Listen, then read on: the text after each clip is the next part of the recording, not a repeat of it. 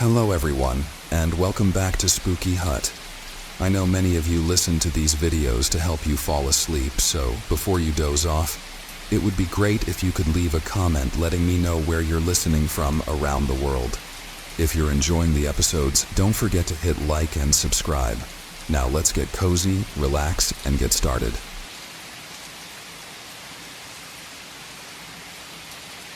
I've heard about doppelgangers before. The uncanny experience of seeing someone who looks just like you, yet isn't you. I always thought it was just an old superstition or some harmless trick of the mind. But last year, I found out how disturbingly real it could be, and how much worse it was when that other self wanted to take something from you, something you didn't even know you had. It all started one chilly evening in October. I was on my way home from work, driving along the quiet stretch of country road that leads to my house. The sun had dipped below the horizon, and an unsettling darkness clung to the air. There was a dense fog rolling in, shrouding everything in a heavy blanket of gray, but I could still make out my dimly lit house in the distance. As I turned into my driveway, a movement near the front porch caught my eye. I froze, my heart leaping into my throat. There was someone standing there, a person who looked exactly like me. Same hair, same clothes, even the same small scar on the left side of my cheek from when I fell off my bike as a kid. It wasn't just a passing resemblance, it was me, or rather, it looked like me. I felt my pulse quicken as I put the car in park, my trembling hands gripping the steering wheel. The figure on the porch didn't move, it just stood there, staring right back at me with an eerie calmness. My rational mind struggled for an explanation, a trick of the light, stress, some weird reflection. But no matter how many times I blinked or rubbed my eyes, the doppelganger remained. It was as though I were looking into a living mirror. I took a deep breath and stepped out of the car, my body stiff with fear. The figure remained motionless until I was just a few steps away. Then it turned, opened the front door, and walked inside. That's when I realized something even more disturbing. My house key was still in my pocket, and the door had been locked. A wave of nausea swept over me as I hurried to the door. I flung it open, my voice trembling as I shouted, "Who's there?"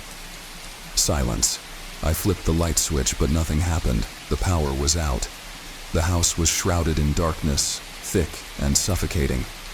The only sound was my shallow breathing echoing off the walls. I pulled out my phone, fumbling to turn on the flashlight. The beam cut through the darkness, casting long, dancing shadows across the walls. Every room I checked was empty. There were no signs of forced entry, nothing out of place. Except for one thing. On the coffee table in the living room, there was a picture frame. It was one of my favorite photos. Me and my best friend Mark at a concert from a couple of years ago. But the photo inside the frame was different now. It was a picture of me, only me, standing on the front porch exactly where I had seen the doppelganger. I stumbled back, my mind racing. It was impossible. That picture didn't exist. It couldn't. I hadn't even taken a picture in weeks. I grabbed my phone and took a photo of the frame for proof, my hand shaking so badly I almost dropped it. Just as I was about to call Mark and tell him what had happened, the power flickered back on and the phone rang. I jumped at the sudden noise, glancing at the caller ID. It was Mark.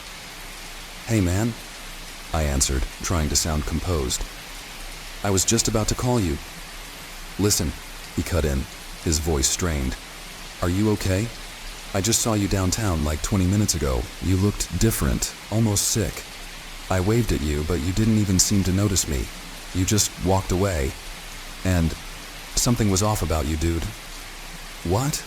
"I haven't left the house since I got home," I said, my voice barely a whisper. There was a long pause. "I swear it was you," Mark insisted. "I saw you clear as day." A cold shiver crawled down my spine. "Something's not right," I said. "Can you come over? Suddenly, the line went dead.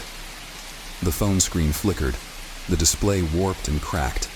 showing a distorted version of my own face staring back at me from the shattered glass. It wasn't just cracked. It looked wrong. The face seemed to twist and contort, the eyes hollow and lifeless. I dropped the phone like it was on fire. The house seemed to press in on me then, the walls too close, the air too thick. I ran outside, needing to escape, needing to breathe. But when I burst onto the front lawn, I froze. There, standing at the end of the driveway, was the doppelganger. It wore an expression of twisted amusement, as if it had been waiting for me. This time, it wasn't alone. A second figure, also resembling me, emerged from the fog behind it. Then another, and another. Each one was slightly different, their faces marred by variations of the same deformity. Too pale skin, eyes that seemed to sink too far into their sockets, smiles that stretched too wide across their faces. I stumbled back into the house and slammed the door shut. My heart was hammering in my chest as I ran upstairs and locked myself in the bathroom. I splashed cold water on my face, desperately trying to convince myself I was just seeing things. But when I looked up into the mirror, I almost screamed. The reflection staring back at me wasn't mine anymore. It was one of them. Its eyes were wide and empty, the skin around its mouth split and stretched, like a doll that had been left in the rain for too long. "I am you," it whispered, its lips moving in perfect sync with mine. "And I want what you have." I staggered back, knocking over a stack of towels. "What do you want?" I shouted. The doppelganger tilted its head. "Everything," it replied, its voice echoing in my ears. "Your life, your memories, your soul. You took something that wasn't yours, and now we're taking it back." My mind raced. What could it mean? I hadn't taken anything from anyone. I was just an ordinary person living an ordinary life. But then, a memory resurfaced, something I hadn't thought about in years. When I was a kid, I'd found an old box buried in the woods near my house. Inside, there was a small dusty mirror with strange symbols carved around the edges. I had kept it for years, thinking it was just an antique trinket. It was still sitting in my attic somewhere. Could it have something to do with this? Without thinking, I bolted out of the bathroom and headed for the attic. The sound of my own footsteps thundered in my ears, but just beneath that, I could hear them, the doppelgangers, moving closer, whispering in unison. Their words merged into a dark chant that seemed to vibrate through the walls. "You don't belong. You never did." I reached the attic, throwing open the door and scrambling through the darkness to the far corner where the old box lay. I ripped it open and grabbed the mirror. It was ice cold to the touch, and as I held it up, I could see a faint reflection of myself staring back. The reflection didn't seem quite right, its expression twisted with a blend of horror and rage. I hurled the mirror to the floor, shattering it into 1,000 pieces. The moment the mirror broke, a deafening silence fell over the house. The whispers stopped. The air seemed to grow lighter, and the crushing sense of dread began to dissipate. I cautiously made my way back downstairs, my breath coming out in ragged gasps. When I reached the living room, I was met with an eerie stillness. The doppelgangers were gone, as if they had never been there. My reflection in the glass window was once again my own, my face pale and gaunt, but unmistakably me. I thought it was over. I even convinced myself that it had all been some strange hallucination, a stress-induced break from reality. But deep down, I knew better. The next morning, I found something peculiar on my doorstep. A single shard of the broken mirror, its surface unblemished and gleaming as if it had never been shattered. There was a note attached, scrawled in a handwriting eerily similar to mine. It read, "We are patient. We will wait. After all, you still owe us a life." I still don't know who or what they were, or why they chose me. I've searched for answers, even went back to the woods where I first found the mirror, but there's nothing there now. Just a patch of earth that seems strangely untouched. as though it's waiting for someone to dig it up. The doppelgangers haven't returned since, but every time I look in the mirror, I catch a glimpse of something that isn't quite right. And I can't help but wonder if one day, when I least expect it, they'll come back to finish what they started. After all, it isn't just about seeing your double. It's about what's left behind when you realize the reflection staring back at you is no longer your own.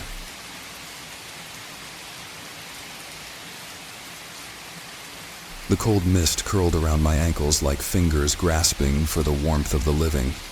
I didn't want to be here. No sane person would want to be here, alone, at midnight, in the old cemetery where the locals claimed the dead didn't rest. But I wasn't exactly thinking straight. Anger and sorrow blurred my judgment, guiding my steps past the crumbling stone wall that bordered this place of decay and whispered secrets. It was hard to believe that just hours ago, I had been standing beside my father's freshly dug grave, my mind adrift in a sea of disbelief. His death had been sudden and inexplicable, a heart attack at 55. The doctors said it was natural, just one of those things, but I couldn't shake the feeling that there was something unnatural about it, something wrong. Maybe it was the way his eyes seemed to stare beyond me, even as his chest gave out. Or the strange, garbled words he had whispered just before the end, words that made no sense but had chilled me to the bone. I found myself back in that cemetery now, driven by grief and a stubborn desire for answers that didn't exist. The fog was thicker than it had been earlier, the temperature noticeably colder. As I walked along the winding gravel path, I couldn't help but feel as though the night was watching me. I tried to shake off the sensation and focus on the sound of my own footsteps, crunching softly on the frost-kissed ground. I thought about the legends, stories of mourners who had come to visit their loved ones at midnight and had been found the next morning, hollow-eyed and silent, their hair streaked white. It was said they had seen something in the fog, something that reached out from the land of the dead. I never put much stock in ghost stories, but tonight, with my heart heavy and my breath clouding in front of me, I wasn't so sure. I reached my father's grave, the freshly turned earth still a dark wound against the snow-dusted grass. There was no headstone yet, just a simple marker with his name and dates, and the reminder that he was gone too soon. I knelt beside the grave, running my fingers through the damp soil. It was colder than I expected, and as I withdrew my hand, I thought I saw movement, a small shift in the dirt, as though something beneath had stirred. It was just my imagination, I told myself. But as I stood up, brushing the dirt from my hands, I heard a sound, a faint, distant whisper. My blood ran cold. I spun around, my eyes scanning the darkness beyond the rows of tombstones, half expecting to see someone lurking in the shadows. But there was nothing. Just the fog, thicker now, rolling in like a silent tide. The whisper came again, and this time, it was unmistakable. A voice, low and hoarse, like the sound of dead leaves scraping across a gravestone. It seemed to call my name. Michael. The hair on the back of my neck stood up. It was impossible. I was alone. But as the voice repeated my name, it seemed to come from everywhere and nowhere all at once.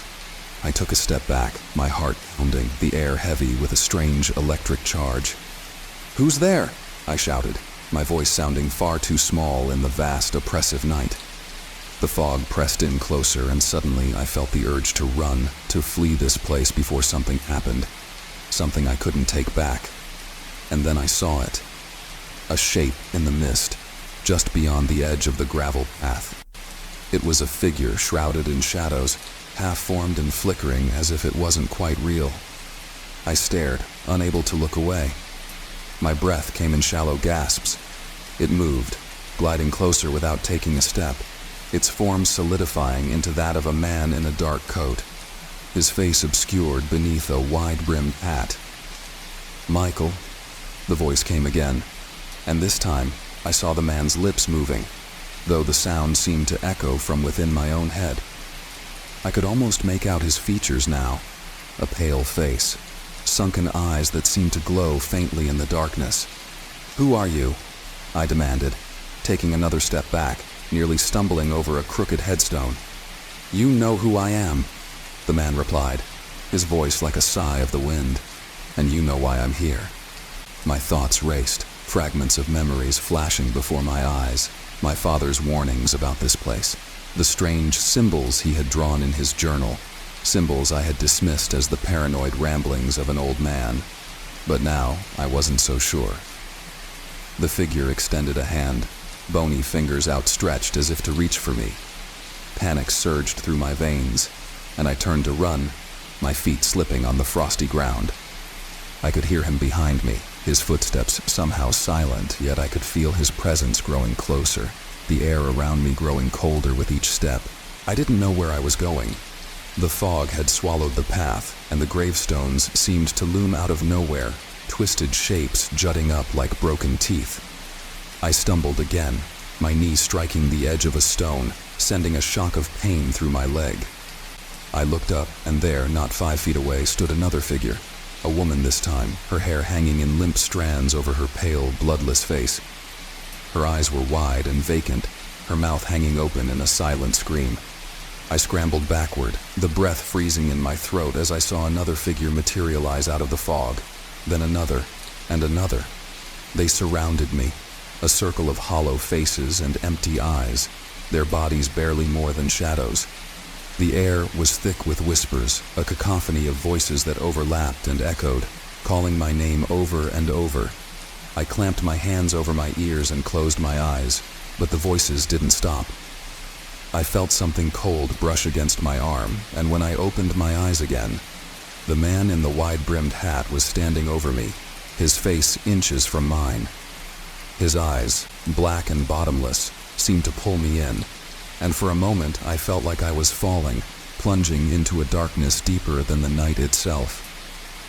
"You can't leave," he said softly, as though speaking directly into my thoughts. "You belong here, Michael, just like your father." My father. The realization hit me like a punch to the gut.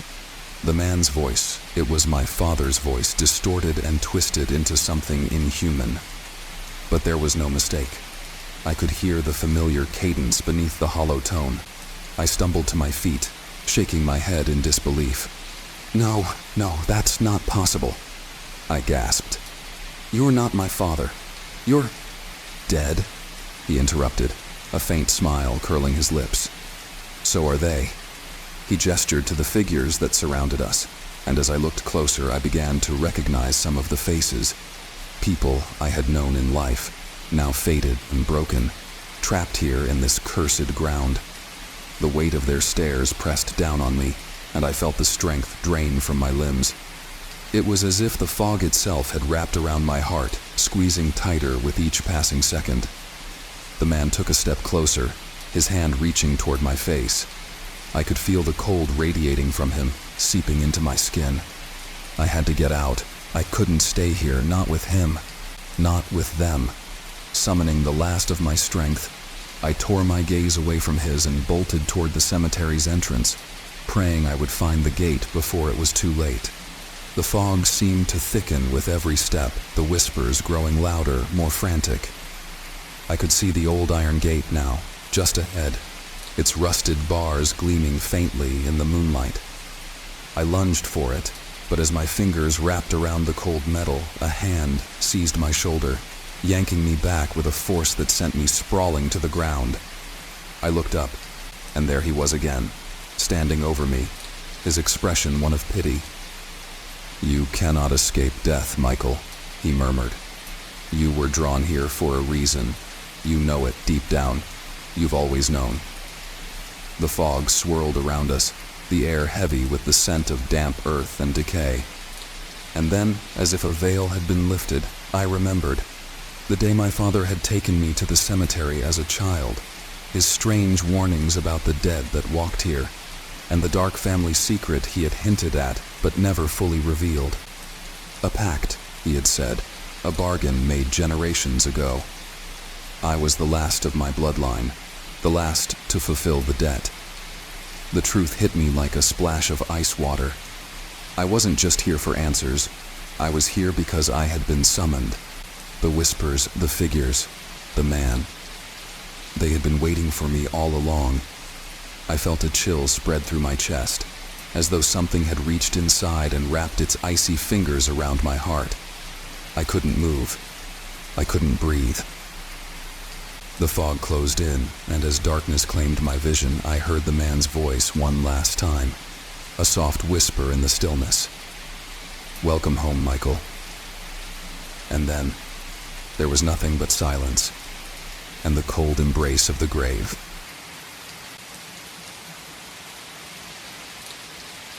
I should have never taken the job, but the bills were piling up, and the money was just too good to pass up. I mean, who pays a house sitter $3,000 for a weekend? Now I understand why. It started on a Thursday afternoon. The ad had been vague, a historic mansion needing temporary care while the owner was away. The house, named Ashbrook Manor, sat on the outskirts of town, perched atop a hill with a perfect view of the dark woods below.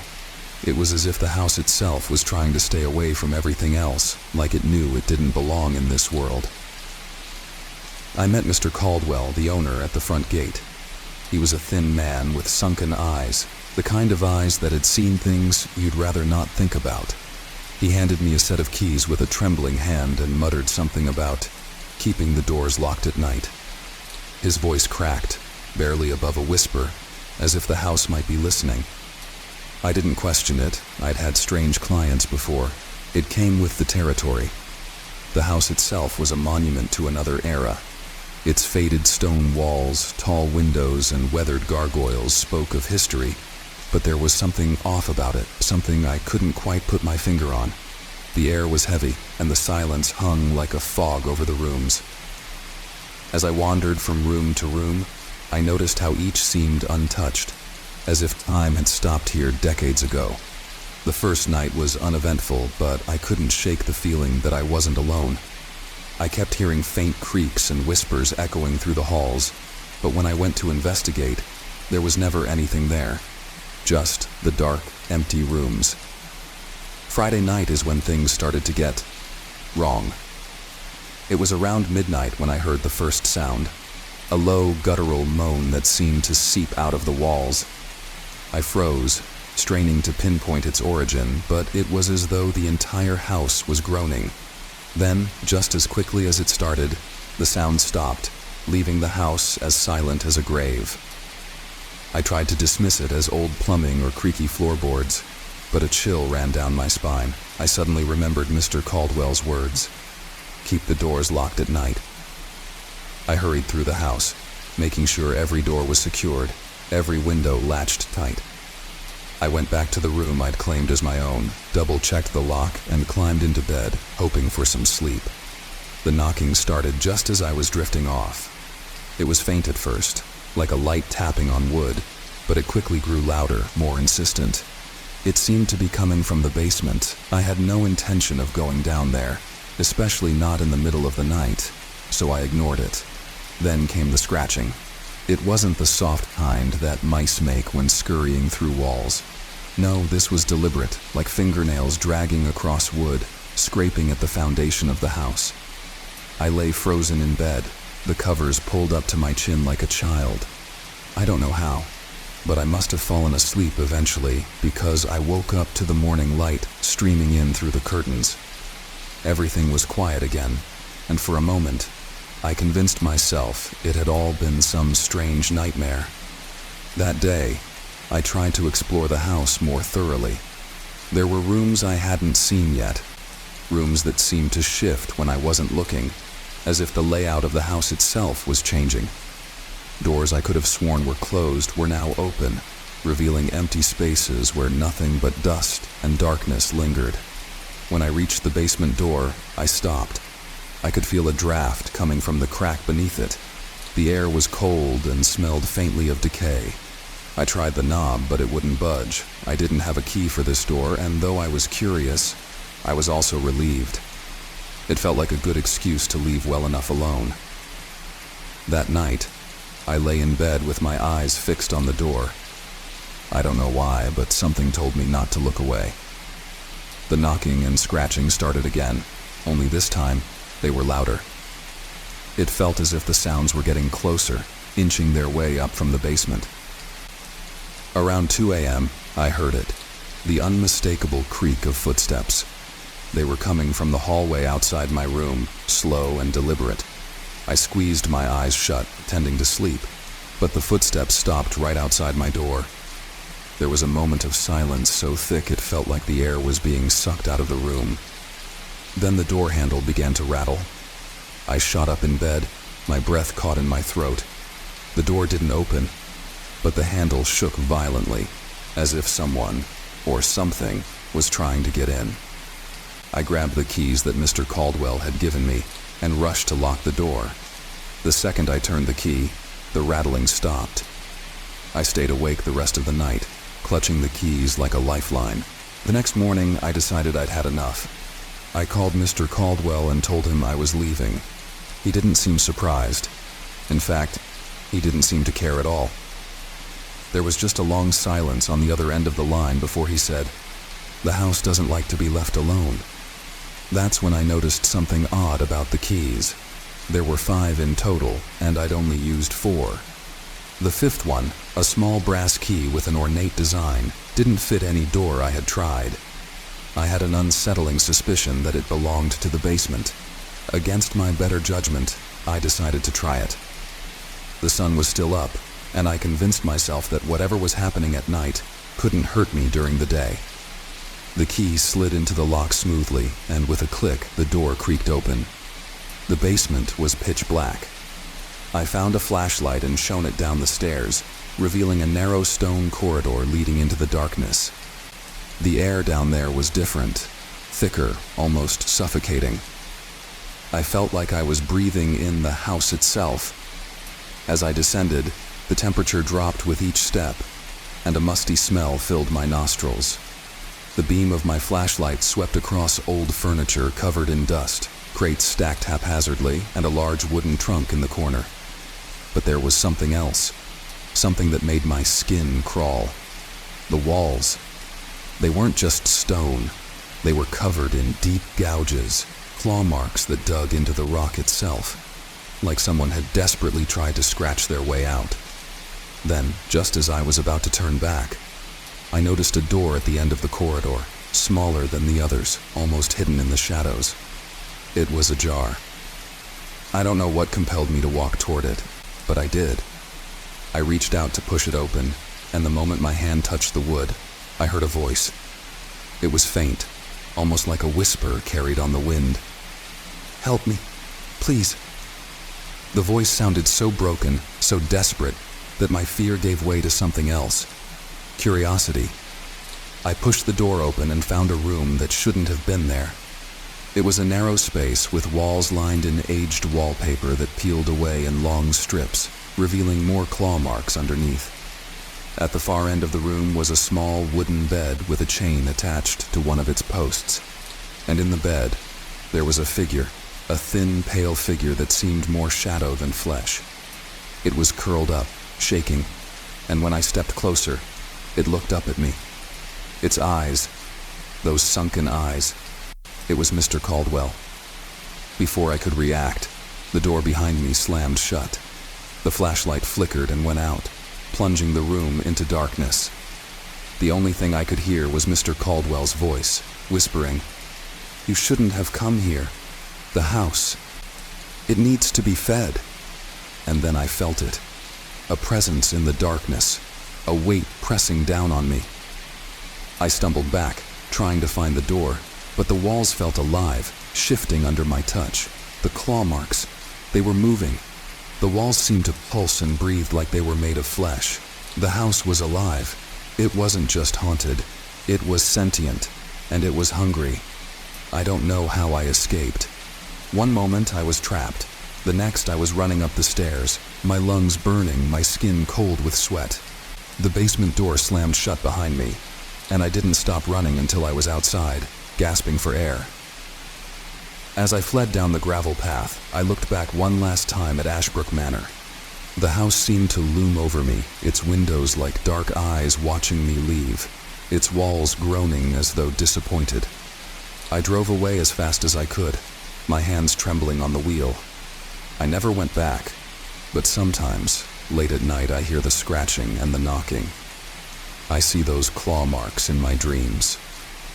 I wake up in the middle of the night, convinced that the house is out there, somewhere, waiting for me to come back. Because I understand now. It wasn't just a house that eats people.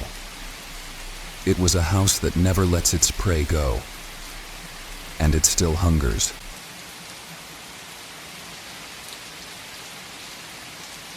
There's an old saying around these parts: never open the book with no name. I used to think it was just some silly local superstition.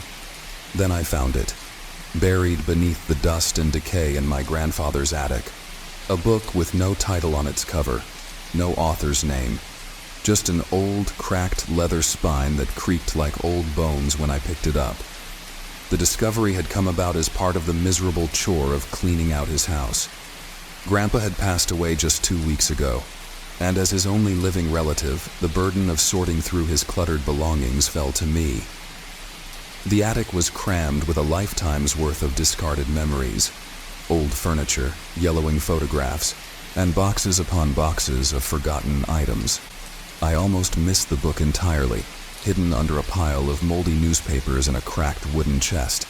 It was thicker than any book I'd ever seen, with pages that looked more like parchment than paper, covered in a strange script that wasn't quite any language I recognized.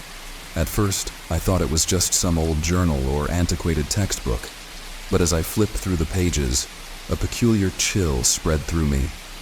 The text seemed to shift, the letters morphing and twisting into shapes I couldn't quite decipher. And then I saw it. Just for a second. A black symbol that seared into my mind like a hot brand. I dropped the book. It thudded onto the attic floor, opening to a random page. A faint whispering sound filled the air, so low I thought I was imagining it. I convinced myself that it was nothing more than a draft pushing through the rotting wooden beams. But that was when the headache started. It began with a dull throb behind my eyes, a faint pressure I could brush off as stress. After all, who wouldn't be a bit overwhelmed by a recent death in the family and the burden of sorting out a lifetime's worth of accumulated junk? But the pain grew sharper, more insistent every time I thought about the book. Even when I wasn't in the attic, I could feel its pull, like invisible fingers reaching out from the darkness. 2 days later, I was jolted awake at 3 a.m. by the sound of something scratching at the walls. At first, I thought it was a mouse or some other pest, but as I crept up the stairs to the attic, the noise grew louder, more frantic. When I opened the door, I found the book lying in the middle of the floor, its pages fluttering despite the still air. I wanted to throw it out, to burn it, anything to rid myself of this creeping unease. But something wouldn't let me. Some voice in the back of my head whispered, "Read it. You need to understand." I should have listened to my instincts and gotten rid of it right then and there. But I didn't. Instead, I brought the book down into the living room, lit a candle, and began to read. The first few pages were just gibberish, symbols and sketches of strange runes. But as I turned to the 5th or 6th page, the script changed. It became words I could understand, and they told the story of a witch who lived in a nearby village long ago. Her name was Isadora, and she was said to have been a healer once, using her herbs and potions to cure the sick. But the townsfolk had turned on her, accusing her of dark sorcery when crops withered and children fell ill. They had burned her at the stake, and as she died, she cursed them, swearing that one day she would return. It felt like a story I'd heard before, some local legend my grandfather used to tell me as a child. But the details were different, darker.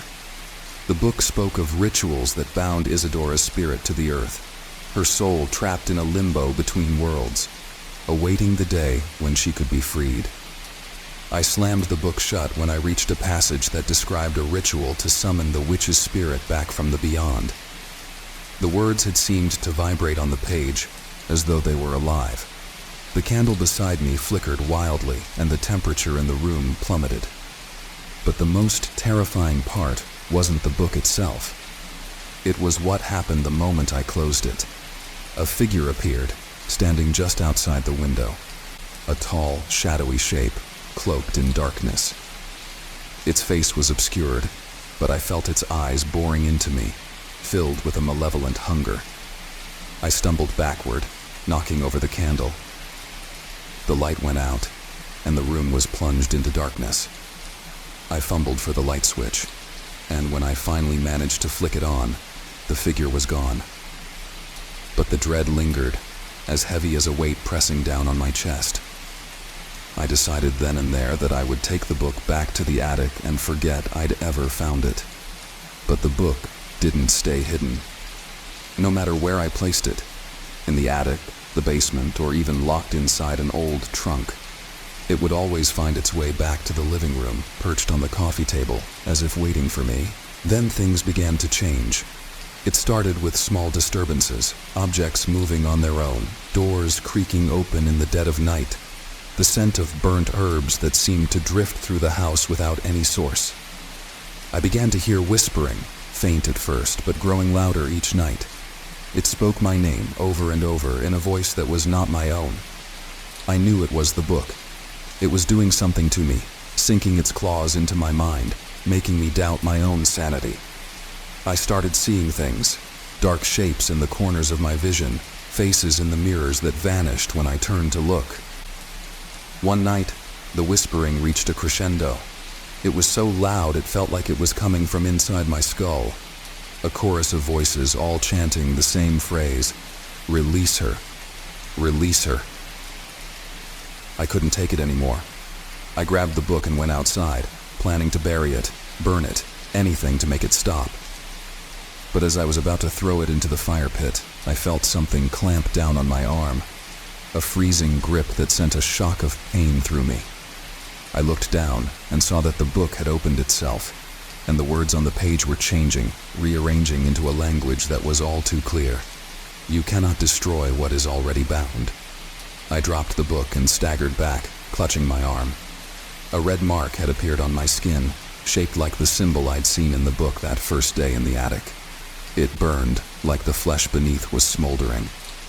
I fell to my knees, and when I looked up, the shadowy figure was there again, closer this time, standing just beyond the circle of light cast by the fire. Its face was clearer now, a woman's face, hollow-eyed and gaunt, with skin as pale as bone. Her lips parted, and I heard the voice, Isadora's voice, coming from her mouth. "Release me," she said, her voice a low rasp that sent shivers down my spine. "Complete the ritual, and your suffering will end." I didn't know what to do.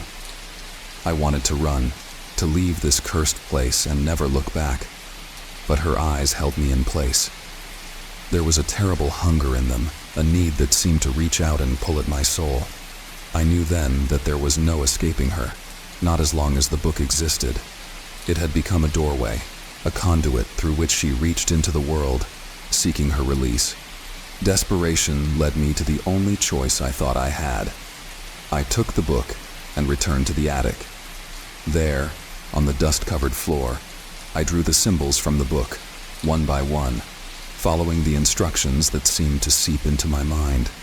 The air grew colder with each line I drew, and the whispers intensified, swirling around me like a storm. As I spoke the final incantation, the attic was plunged into darkness, and a horrible, deafening silence fell over the room. Then, from the blackness, I saw her.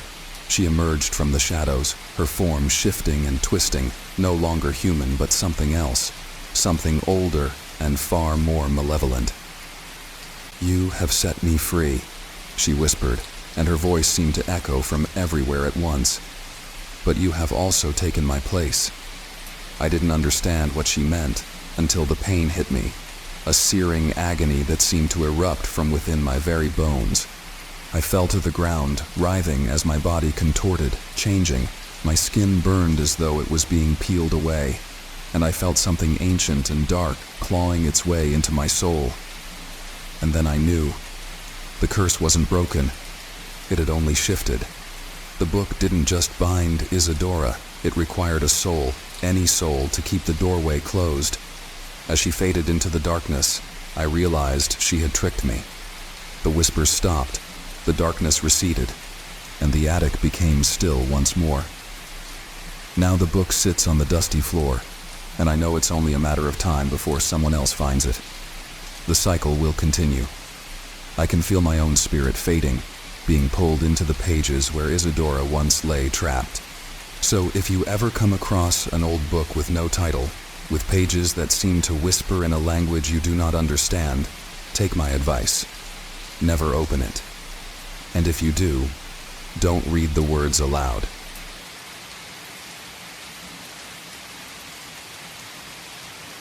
I wasn't looking for an antique mirror, it found me. That Friday afternoon, I was browsing through one of those old curio shops at the edge of town. The place reeked of mildew and mystery, with an unsettling silence broken only by the occasional creak of the wooden floorboards beneath my feet.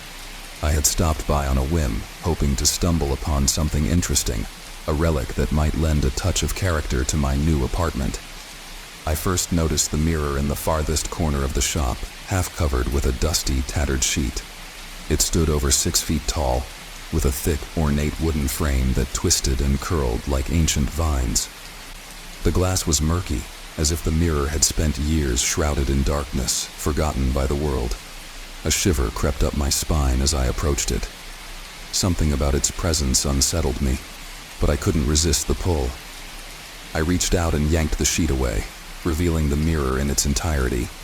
The glass instantly cleared, reflecting not only my image, but also the dimly lit shop behind me. At least that's what I thought at first. But then I noticed the subtle differences. In the reflection, the room appeared darker, the shadows longer.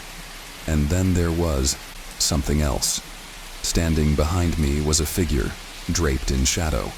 It was vague, almost imperceptible, but the longer I stared, the more solid it seemed to become. I spun around, expecting to see someone standing there, but the space behind me was empty. When I turned back to the mirror, the figure was gone, as if it had never been there. "Something caught your eye?" The sudden voice made me jump.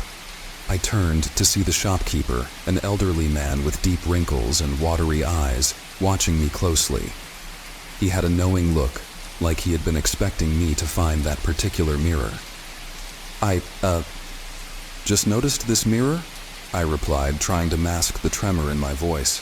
"How much is it?" He hesitated, as if considering something, then said, $40. "But be warned, young man. This mirror has a history. Some say it's cursed." I chuckled nervously. "Cursed, huh? What kind of curse?" The shopkeeper's gaze didn't waver. "It's said that the mirror shows you things that aren't there, things that shouldn't be there. It's up to you whether or not to believe the stories. Just remember, once you bring it into your home, it might not want to leave." For reasons I still can't explain, I bought it. Maybe it was the thrill of owning something with a spooky backstory or just a lapse in judgment. But I found myself handing over the cash and carrying the mirror out of the shop. I struggled to fit it in my car, and when I finally did, I felt a strange unease, as if the air around the mirror was colder than the rest of the world. The feeling didn't leave me when I got back to my apartment. I propped the mirror up against the wall in my living room, figuring I'd find a permanent place for it later.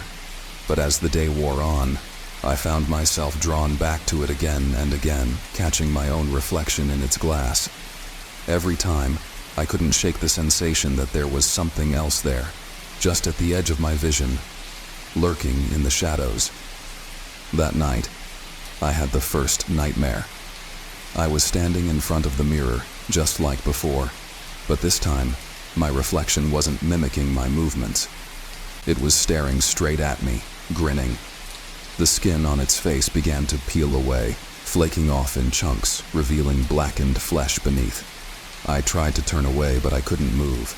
My reflection's eyes gleamed with a malevolent hunger, and it reached through the glass, its decaying hand wrapping around my throat. I woke up, gasping for breath, drenched in sweat. The mirror stood across the room, exactly where I had left it. but I couldn't bring myself to look at it. I convinced myself it was just a dream and that I had let the shopkeeper's story get to me. But the strange occurrences only intensified. Over the next week, I'd catch glimpses of movement in the mirror from the corner of my eye, shapes darting in and out of the glass.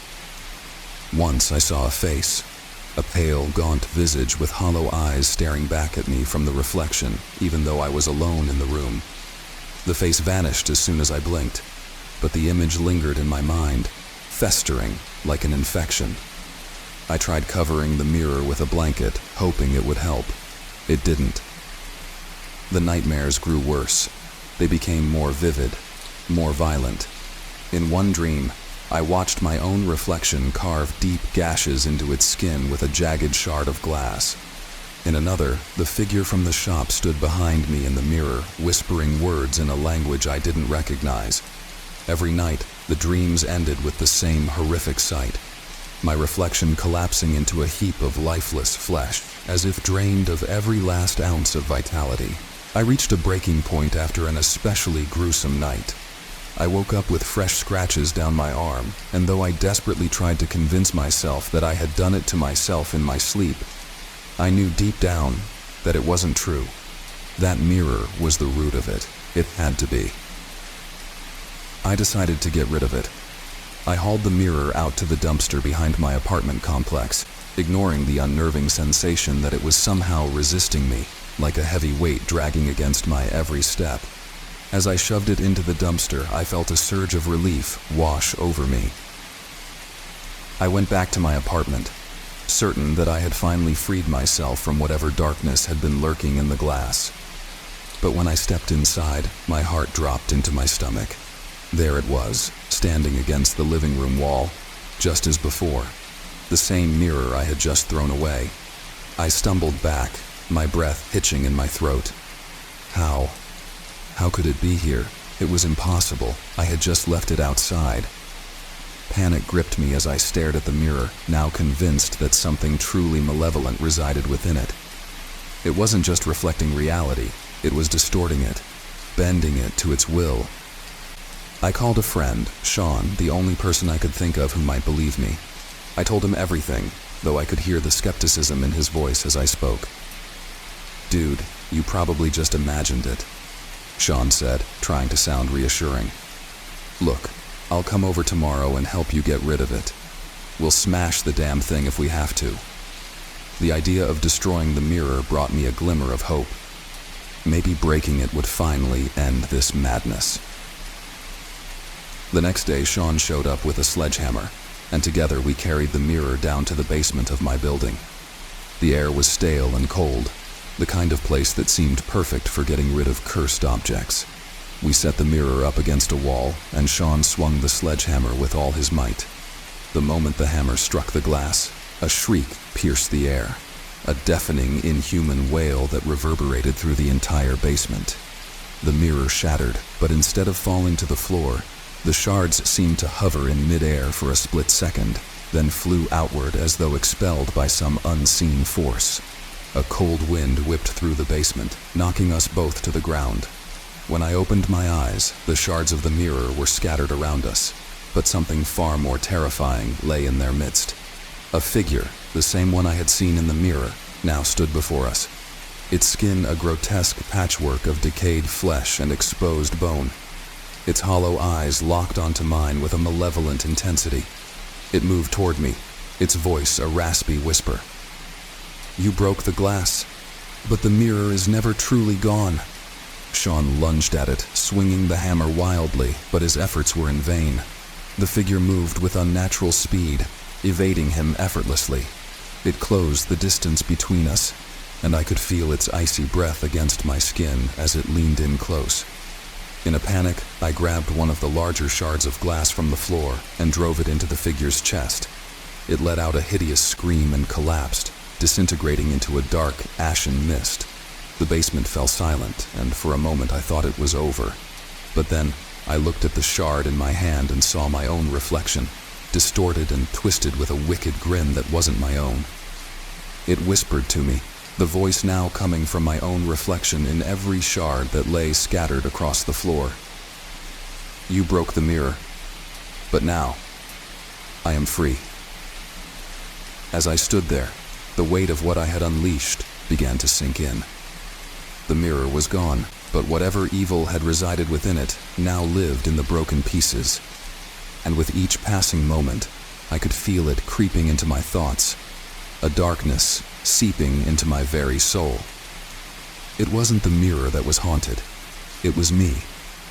And as I walked back up to my apartment, I couldn't help but notice my reflection in every window, every polished surface. It was always there, watching, waiting, and smiling back at me with that twisted, malevolent grin. I was no longer alone. The curse was mine to carry now, and there was no escaping it. I wish I had left that mirror covered in dust in that forsaken shop. But it's too late for regrets. I am haunted by reflections that will never leave me.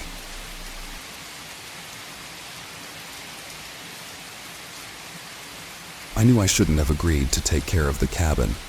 The instant I stepped out of the truck, a shiver crawled up my spine like icy fingers. But I owed Steve a favor, and when he asked if I could keep an eye on the place for a week while he handled some family emergency, I felt I couldn't refuse. "Just make sure no one breaks in," he'd said. "It's remote, but you never know." Remote was an understatement. The cabin lay nestled deep in the heart of the Blackwood Forest, where phone signals were non-existent and the only roads were thin dirt paths that snaked through the woods. On my first night, as I unpacked my things in the small, creaky living room, I heard it. A scratch, soft, faint, but distinct. I froze, listening. I'd heard squirrels before, even raccoons, but this sounded different. More deliberate. "Just the wind," I muttered to myself, though I wasn't quite convinced. The next few days were uneventful. I busied myself with chores, reading some of the dusty books from Steve's cluttered shelves, and trying to avoid the nagging feeling that something wasn't right. It was on the fourth night that I noticed the scratches again, only this time they were louder and closer. It was as if someone was slowly dragging their nails down the side of the cabin. I grabbed the flashlight and ventured outside, but the beam sliced through the darkness only to reveal nothing but the dense wall of trees, motionless and still as the grave. I told myself it was probably just a branch scraping against the wood, but when I returned inside, the scratching had stopped. I was starting to think it was all in my head. That was until I found the tracks. The following morning, I stepped out to get some firewood and saw them. Footprints in the dirt by the edge of the woods. They weren't animal tracks. They were too large and misshapen. The impressions were long, slender, with claw-like indents at the tips. I kneeled down to inspect them closer. Whatever made these prints walked on two legs.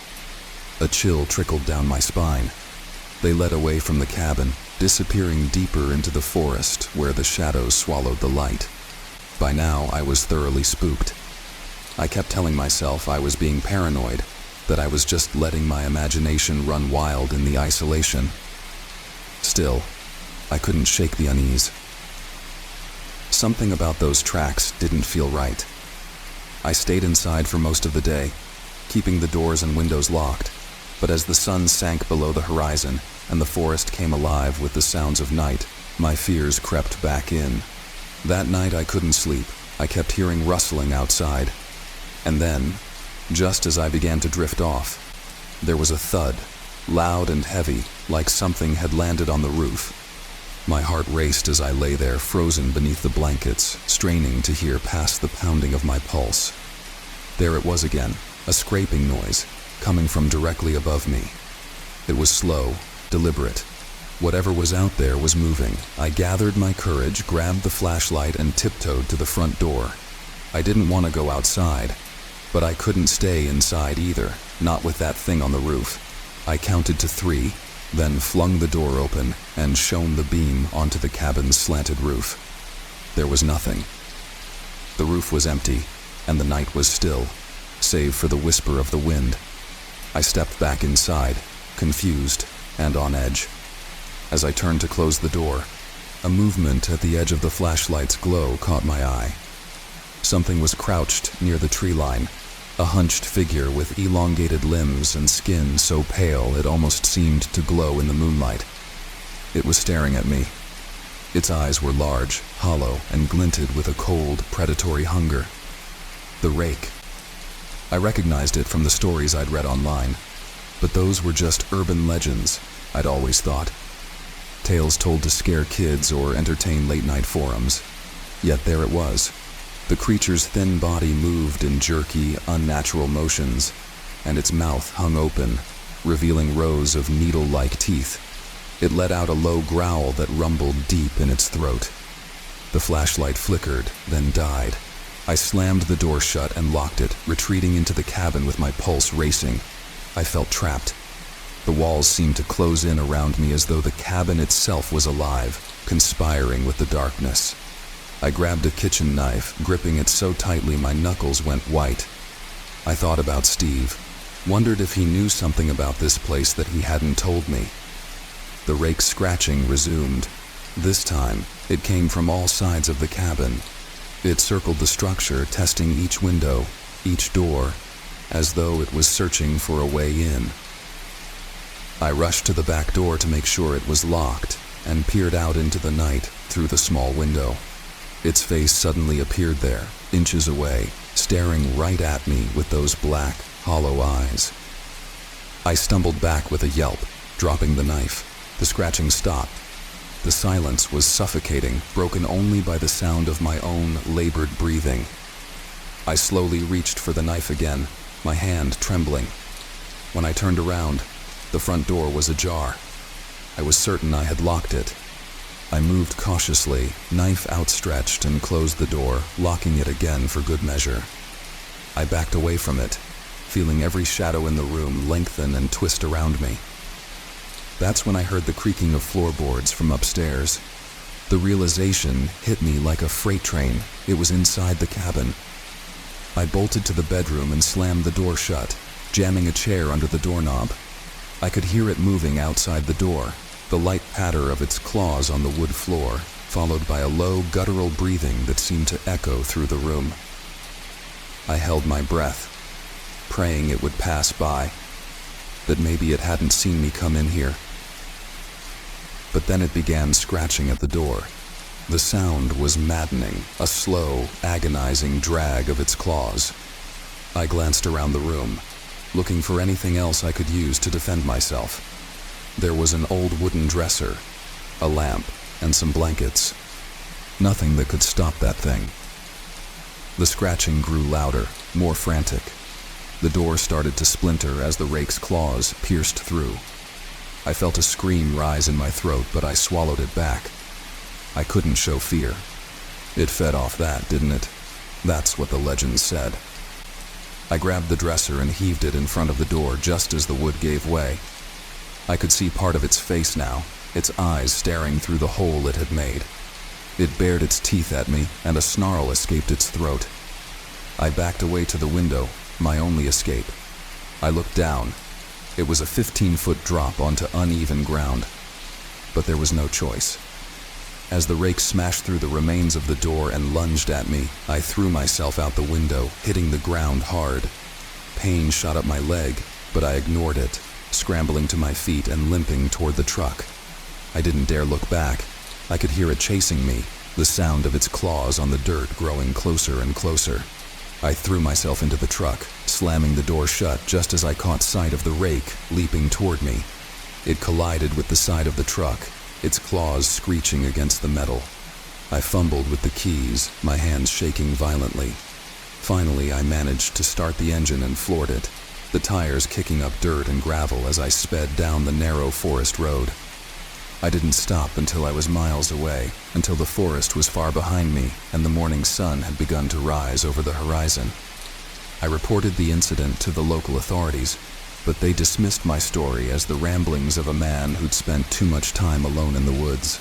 Bears, they said, maybe a cougar. They had no interest in looking into it further. Steve never answered my calls. The last I heard, his family had moved away, left the cabin abandoned.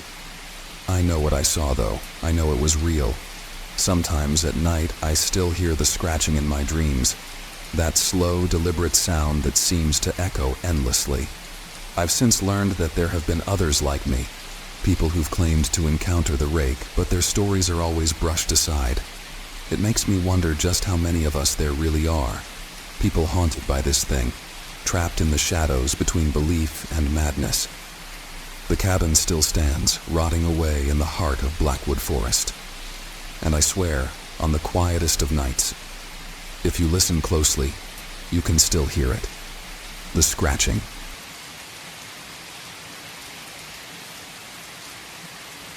I woke up again at 3:14 a.m. sharp. It was always the same, down to the exact minute. My eyes snapped open, and I was instantly aware of every detail of the room. The flickering glow of the digital clock on my nightstand, the outline of the closet door slightly ajar, and the suffocating silence pressing in from all sides. But tonight, something was different. There was a figure standing at the foot of my bed. I tried to tell myself that I was still half dreaming, that the shadows were just playing tricks on my mind. But I could see it. No, him. A man, tall and unnaturally thin, as if someone had stretched his limbs far past what should be humanly possible. His face, what little I could see of it, was almost indistinguishable in the dark. But the eyes, oh God, the eyes. They shone like polished marbles reflecting the dim glow from the clock, staring straight at me, unblinking. I couldn't move. Every muscle in my body was locked in place, my skin prickling with an icy chill. My breathing was shallow, my pulse pounding in my ears. I didn't know what to do. Should I speak? Should I scream? The figure didn't move, didn't speak, just stood there like a grotesque statue. Then slowly I saw his lips curl into a smile, wide and unnatural. I blinked, and he was gone. The room was empty. I sat up, my hands trembling as I reached for the bedside lamp. Light spilled across the room, banishing the shadows but doing nothing to soothe the dread curling in the pit of my stomach. There was nothing unusual in the room. No signs of intrusion, no lingering presence. Just the oppressive stillness that had been there before. It was as if he'd never been there at all. But I knew what I saw. I wasn't imagining it. This wasn't the first time. The incident started 2 months ago, shortly after I moved into this house. A quaint, old-fashioned place that I got for a steal. I should have known better. I thought it was just the usual adjustment to a new home, or maybe even the stress of my recent promotion at work. But then the 3:14 wake-ups began, always accompanied by that gnawing sense of being watched. At first, I brushed it off as insomnia. I'd lay awake for hours, straining to hear something in the silence. Footsteps, a voice, anything that could explain the feeling that wasn't just in my head. But nothing ever happened, until now. After that night, I started leaving the light on. It didn't help much, but at least it kept the darkness at bay. For a while, I slept in short bursts, too exhausted to stay awake, yet too terrified to rest deeply. The figure would appear again, standing just as before at the foot of my bed. But every time I'd blink or look away, he would vanish. The more it happened, the more real he became. I began to notice details, the way his limbs seemed to twitch slightly as though he were holding back some terrible urge, or the faint sound of his breathing. The smile always stayed the same, though, unnervingly wide, as if he found something amusing about my terror. I dreaded nightfall, dreading sleep even more. I began researching sleep paralysis, convinced it was a psychological phenomenon I was experiencing. But that didn't account for everything. The feeling of presence was too intense. There was a weight in the room when he appeared, a coldness that seeped into my bones. And then there were the signs, little things I started noticing around the house. It began with misplaced objects, my keys ending up in the freezer, lights turned off that I swore I left on, doors closed that I never remembered shutting. It escalated when I found the muddy footprints in the hallway. They led straight from the front door to my bedroom, but when I checked the locks, Everything was still secure. No sign of forced entry. Then, one night, I woke up to find him closer. No longer standing at the foot of my bed, but at the side, looming over me. I could see his face more clearly now, a grotesque combination of human and something else, something inhumanly distorted. His eyes weren't right. They were too large, too deep, and there was an intelligence behind them that I couldn't quite place. His smile stretched further than before, impossibly wide, the corners of his mouth curling upward to reveal rows of small, jagged teeth. This time, I didn't just lie there. I bolted upright, lashing out with my hand, trying to shove him away. My fingers touched nothing but air. He was gone again, leaving me to question if I was losing my mind. I considered leaving the house, but every time I packed a bag or tried to call someone for help, something would stop me. I'd feel this overwhelming sense of dread, as if by leaving, I'd somehow be letting him in more, like he was tied to me now. Not the house. It was just after midnight a few weeks later when I heard the whispers. I had finally dozed off, the bedside lamp still on, when a faint, unintelligible murmuring pulled me from sleep. It wasn't coming from the walls or from outside. It was right next to me, in my ear. I could feel the icy breath, the words barely more than a hiss. "You can't hide." I shot up and turned to face where the voice came from. But of course, there was nothing there. I sat in bed, my back against the headboard, and waited. Hours passed. The whispering faded, and when dawn came, I was too exhausted to care if I was awake or dreaming anymore. That day, I tried to research the house itself, thinking maybe it was tied to something in the past. A death, a tragedy, some explanation for the figure that kept haunting me. But there were no records of anything unusual. The house's history was mundane, a string of ordinary families, a few renovations, nothing of note. But that only deepened my fear. If it wasn't the house, then it was me. The next time I saw him was the worst. It was a week after the whispers began. I was barely functioning, surviving on coffee and adrenaline, dreading the night, dreading sleep. That night I fell asleep around 3 a.m. from sheer exhaustion. I awoke at exactly 3:14. He was there again, but this time, he was kneeling on the bed, his face inches from mine. I could smell his breath, a foul mixture of rot and decay. His smile was gone, replaced by an expression of pure malice. His voice was low, guttural. "You're not going to wake up this time." I felt his hand close around my throat, the grip tightening. I tried to scream, tried to kick him off, but my limbs were frozen, paralyzed. My vision began to blur, darkness closing in at the edges. I could feel myself slipping, being dragged into that horrible emptiness behind his eyes. Suddenly, the grip loosened. I gasped for air, and just as before, he was gone. I lay there, drenched in sweat, tears streaming down my face. It took me an hour to get the strength to get out of bed, and when I finally did, I noticed something I hadn't before. A small dark stain on the sheets where he had knelt. It looked like blood. That was it. I couldn't stay in that house anymore. I packed my bags that very morning and drove to a motel on the other side of town. I didn't sleep, just sat on the bed, eyes wide open, waiting for the figure to appear. But he didn't.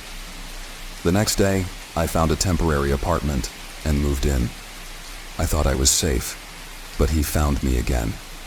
It was a month later, just as I was beginning to think I had escaped whatever it was that haunted me. I had even started to sleep through the night. But then, one night, I woke up suddenly.